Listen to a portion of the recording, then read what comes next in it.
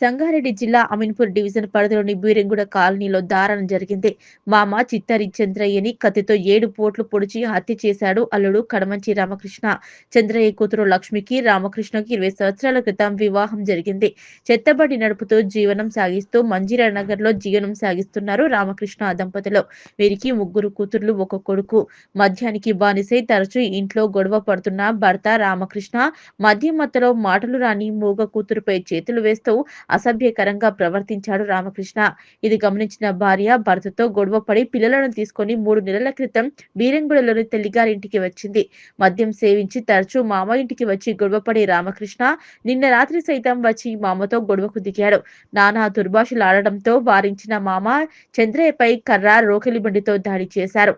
ఇంటికి వచ్చి ముందే జేబులో తెచ్చుకున్న కత్తితో 7 కత్తిపోట్లు పొడిచాడు రామకృష్ణ. గమనించిన కుటుంబ సభ్యులు రక్తస్రావంలో ఉన్న చంద్రయ్యను బీరంగూడలోని ప్రైవేట్ ఆసుపత్రికి తరలించగా మృతి చెందినట్లు నిర్ధారించారు వైద్యులు.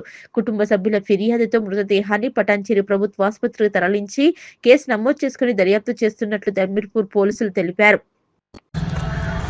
సంగారెడ్డి జిల్లా అమీన్పూర్ పోలీస్ స్టేషన్ పరిధిలో నిన్న రాత్రి మామ అల్లుల మధ్య జరిగిన ఘర్షణలో మామను కడమంచి రామకృష్ణ అనే అతను కత్తితో పొడవడం వల్ల చిత్తారి చంద్రయ్య అనే వ్యక్తి మరణించినాడు.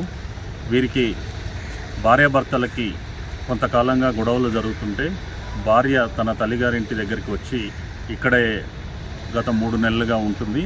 ఇట్టి విషయంలో వారిద్దరి మధ్య మనస్పర్ధలుండి నిన్న సాయంత్రం 7:30 గంటలకు తన యొక్క భార్యతో గొడవ పడుతున్న రామకృష్ణను అడ్డుకున్న చిత్తారి చంద్రయ్యను నీ అంతు చూస్తానని చెప్పి ఇంటికి వెళ్ళి కత్తి తీసుకొని వచ్చి అతని మీద విచక్షణారహితంగా దాడి చేయడంతో అట్టి రక్తగాయాలతో అతన్ని హాస్పిటల్కి తరలించగా మృతుడు చికిత్స పొందుతూ నిన్న రాత్రి మరణించాడు.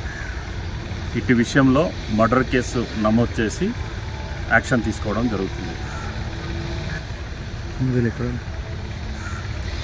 వీరందరూ బీరంగూడలోని మంజీరా కాలనీలో ఉంటారు.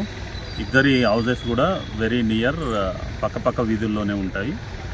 నిన్న రాత్రి గొడవ జరిగిన ఒక అర్ధ గంటలోనే అతని ఇంటికి వెళ్ళి కత్తి తీసుకొని వచ్చి ఇతని మీద దాడి చేయడం జరిగింది.